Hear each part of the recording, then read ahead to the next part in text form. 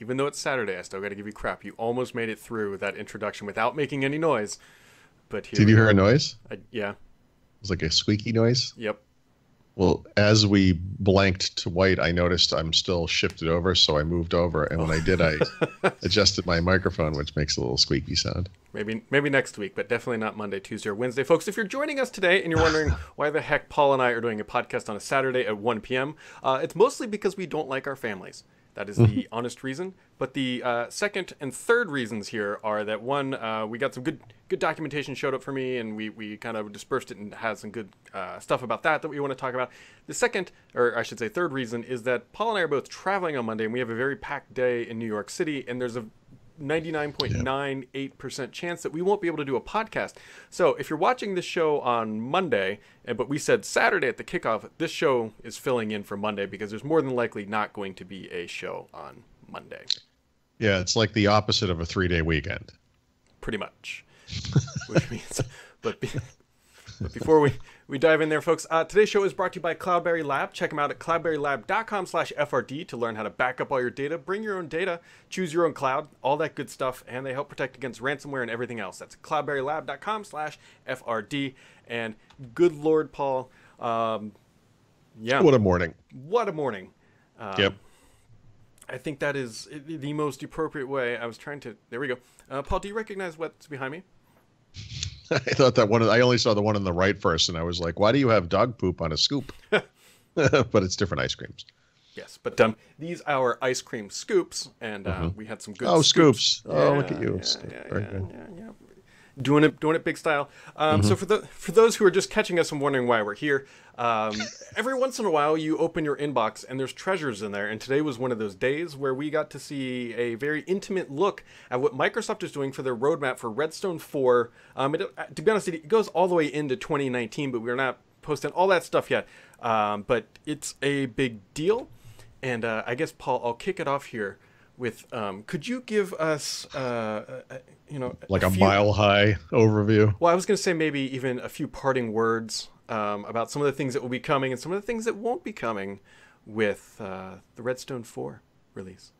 Yeah, I mean, a few weeks ago, I went through some convolutions to install Windows 10s back on the laptop, the Surface laptop, and regardless of my efforts there, I decided I would push that machine onto the Insider Preview. And so a new build came out that day, like that Tuesday or whatever. And I noticed that Windows 10s had become Windows 10 Pro in S mode. And we had heard previously about this language being used around Windows 10 Enterprise. And I sort of theorized, like, maybe they're getting rid of Windows 10s in lieu of just providing Windows 10 Pro in this mode, in this usage mode, where you could just kind of flip a switch.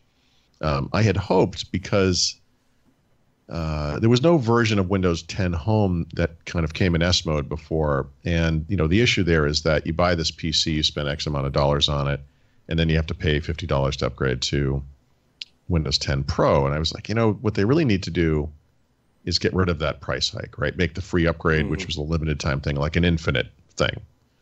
And so I don't know how to transition into this cleanly, but basically part of this documentation that we've seen shows that Microsoft is basically doing just that. They're making S mode available to all mainstream Windows 10 versions. They're getting rid of Windows 10s. If you have it today, you will upgrade with Redstone 4 to Windows 10 Pro in S mode. But I don't know, in some ways, the most exciting part is that they're getting rid of the upgrade price for home users, right? So correct. If you have Windows 10 Home in S mode in the future, and you want to upgrade to full Windows 10 Home, you can do so for free. And I think that's going to eliminate some of the barriers that we see today, first from PC makers who have not adopted this system in any way, shape, or form. And then secondly, from the consumers who might otherwise have felt screwed when they realized they couldn't install their favorite application and that the option was, hey, here's a $50 upgrade. Right. And a couple additional details there, folks. One thing is that if you're an education user, you will also be able to upgrade, I believe, for free at any point. But Pro users, that is where the kind of sticky point comes in. Because if you're running Pro S and you want to go to Pro, it's going to be $50, and that's going to be delivered through the Microsoft Store. But Paul, let me find the... Actually, if you don't mind, just real quick, because I just want to address that bit of it. this is the thing I just published. Like we started a couple of minutes late because I wanted to get this thing out. Another part of the strategy that's really interesting and it's tied to that is a renewed emphasis on consumer businesses, right? Consumer segments. Yep. To date, the only growth that Microsoft and the PC makers have seen in the PC industry over the past 6 years has been premium PCs and gaming PCs. And so Windows 10 Home is being built out with new capabilities that will enable it to work on very high-end hardware, like those 9-core, not 9-core, Intel i9 chips, the Core i7s that have 6 cores or more, AMD chips that have the same, and then any AMD Ryzen FX type chip or any Intel Core i7 with 16 gigs or more of RAM. In other words, a gaming PC, right? To date, if you, not that anyone did, but if you wanted to get Windows 10S, you only had one option, which was one premium PC from Microsoft, the Surface laptop, or you were in the education market, in which case you got a low-end junker. But by pushing this to home and making the upgrade to from S mode to full home free, they're actually going to dramatically expand the availability of this thing. Yeah. And look, will there be a future recalibration where they take further steps to make it better by maybe allowing the occasional desktop app or something? Maybe. But the point is, the issue so far has been, well, obviously I'm going to upgrade this thing to Pro immediately. It's a $50 charge if I wait too long. Now they eliminate that, right? And it just gets rid of not just uncertainty, but that fear that you're going to be stuck with something that you don't necessarily want. And I think that's kind of a big change. Yeah, I don't disagree. And some other just sort of little factoids, if you want, around here. There was some statistical information in this documentation, which I actually find very interesting, but there's one big qualifier, which I'm sure Paul will point out here in a minute. But before that, Microsoft says that on Windows 10S on third-party devices, 60% remain on Windows 10S. That's actually a lot higher than I would have thought. But they also say that of people who did end up switching off of S, 60% of them did it within 24 hours. Essentially means they opened the machine up, said screw this, and upgraded right away. And then Microsoft finally says 83% remain if they don't switch in the first 7 days. So it sounds like they got to get through that first week, and then after that, people aren't going to move off of S.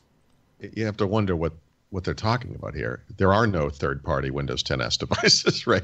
In other words, the only Windows 10S devices that have shipped, and by the way, even here, I don't think this has happened in any meaningful way, is in the education market. One of the things that people misunderstand about Microsoft's Windows education strategy over the past year is that there's all these PCs shipping from PC makers that are running Windows 10S. This is not true. Education has a choice of Windows 10S or Windows 10 Pro. And as I mentioned to Brad this morning, I don't believe there is a single instance, at least a single high-profile instance, I can't think of any, where Microsoft can tout a school district or an educational institution that has switched en masse to Windows 10S. I'm sure those devices are selling. I'm sure that Microsoft's statistics about how well it's doing in education this past year because of these new initiatives is all true. But I also feel that none of these things, like not quite literally none, but almost literally none, are in fact running on Windows 10S. So whatever the user base is for this thing, like what is it, like the 3 guys from Windows blogs that bought an educational PC because they wanted to see what it was like? Right. I mean, I don't understand, and specifically third party, the one thing that's missing from this data point is the most important data point. There is literally only one mainstream computer running Windows 10S, Surface Laptop. What are the percentage of people who bought Surface Laptop that upgraded immediately to Pro? My guess is it is what you said earlier, 99.998% or whatever. It's literally almost 100%. It has to be, not in the stats. And one of the things I think backs that up is that if that was not the case, or if it wasn't close to that, they would have included the data.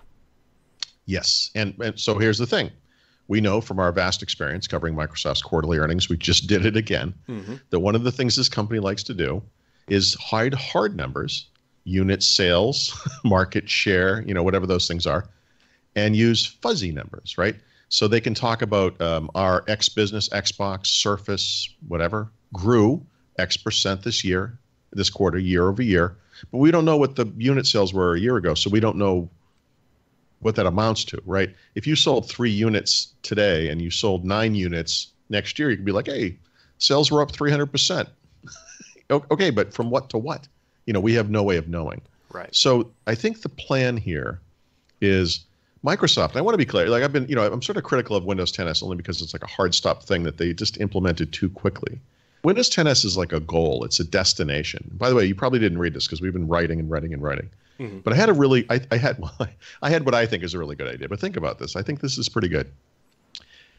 The goal for this, the timeline for this thing, this streamlined version of Windows where we're not running desktop applications, should literally be tied to the expiration of the support lifecycle of the previous version of Windows, which is Windows 8.1. That version of Windows expires in 5 years. Yeah. For support. That's when the goal, the timeline for this S mode thing to be Windows should be that date. It's 5 years from today. It's perfect. It's absolutely perfect. But anyway, by putting Windows 10 S out to pasture and making S mode just a thing that's part of every version of Windows, they never have to talk about it again. There's no hard number you can attach to it anymore. Windows 10 Home goes out on X number of PCs. Windows 10 Pro goes out on X number of PCs. Doesn't matter.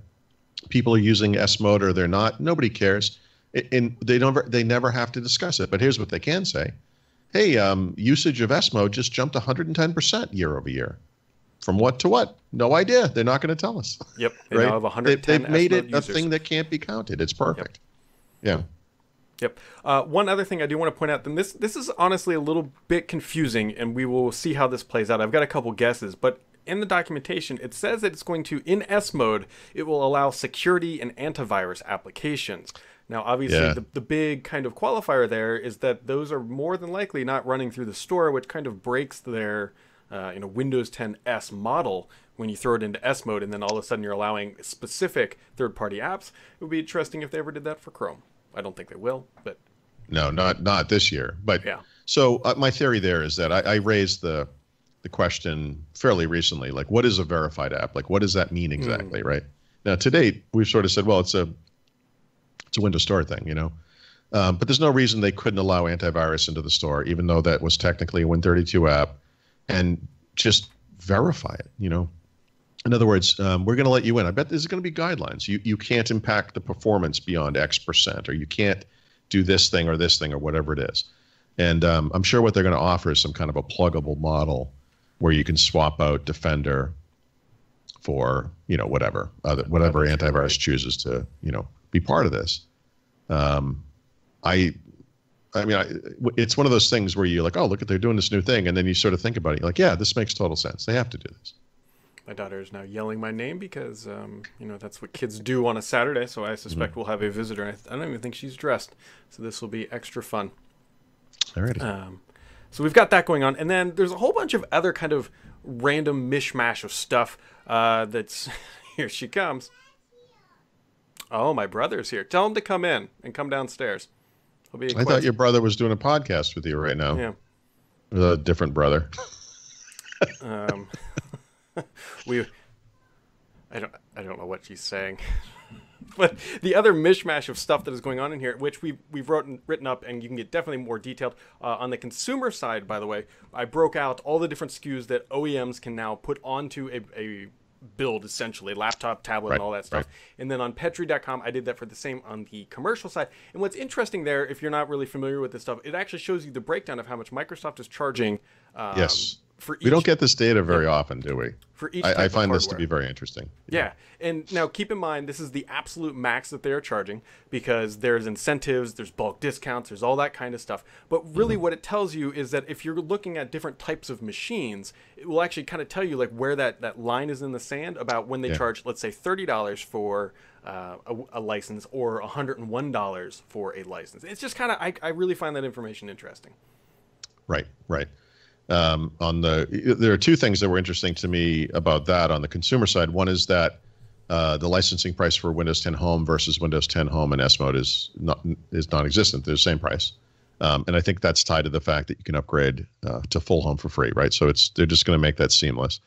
But you do pay more for the higher end capabilities, right? If you want to run on the Core i9, on a Core i7 with 6 or more cores, or the equivalent AMD chips, or on a system with 16 gigs of RAM, which, like I said, we're talking about gaming PCs here. The PC maker is going to pay more for that, but it makes it more likely that we will see Windows 10 Home on these. Well, it makes it, in fact, a guarantee Yep. on these high-end systems, because it just becomes kind of a no-brainer. Like if you compare the prices, home versus pro, like the instances in which we see Windows 10 Pro on even premium PCs going forward to individuals, I think is going to be fairly negligible. I bet you're right.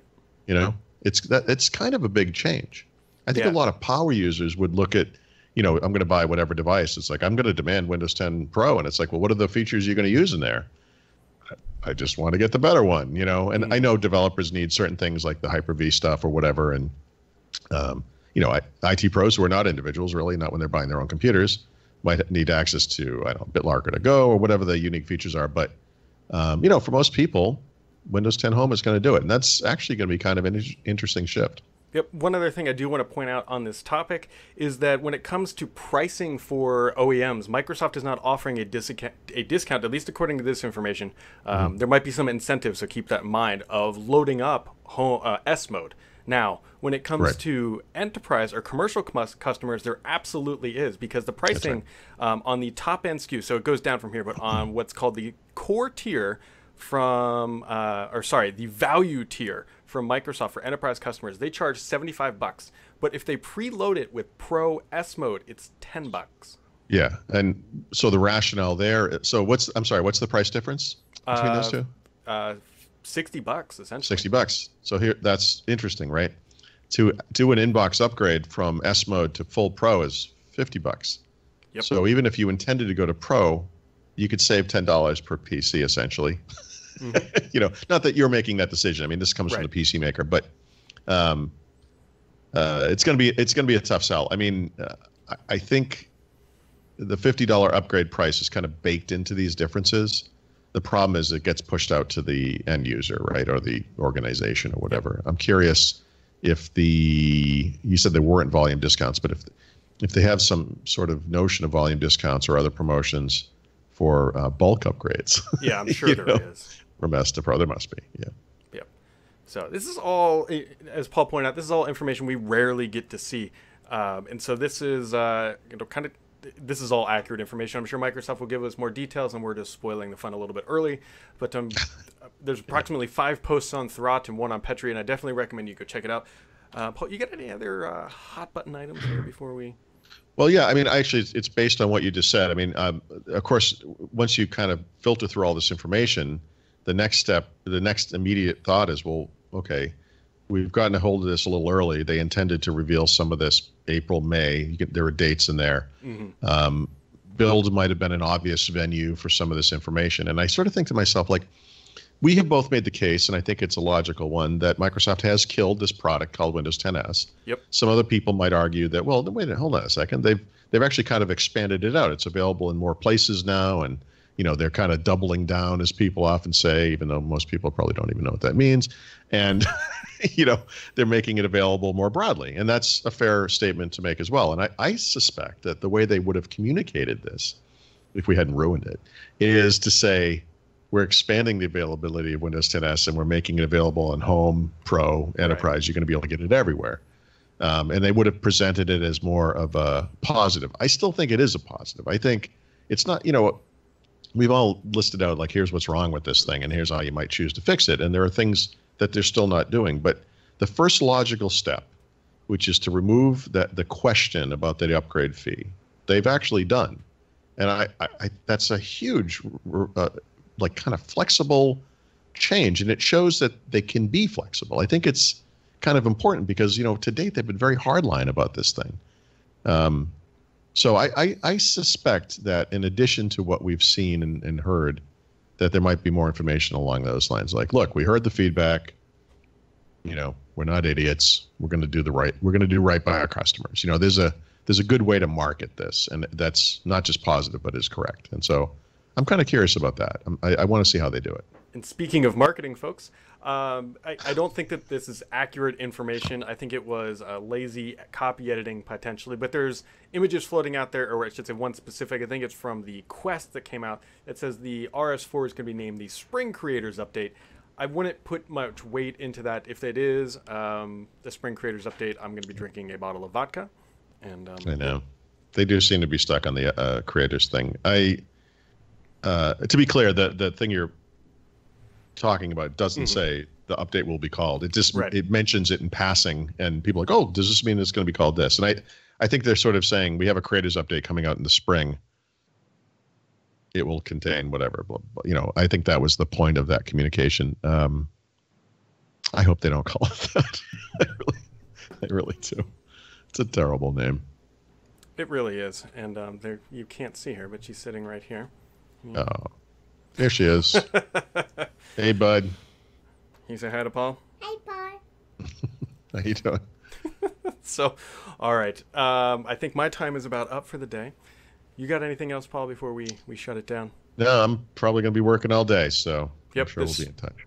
Still more to come, folks. But as a reminder, this will be our show for Monday. And keep your eyes locked to Thurrott.com and all that good stuff. But as reminders, today's show is brought to you by Cloudberry Lab. Check them out, cloudberrylab.com/FRD to learn more, learn how to back up your data, protect yourself against ransomware, and put it on Amazon, Google Cloud, and all that good stuff. That does it for today, folks. We will catch you right back here probably on Tuesday with an abridged version. But have yourselves a rest of a wonderful weekend, or if not, a happy Monday.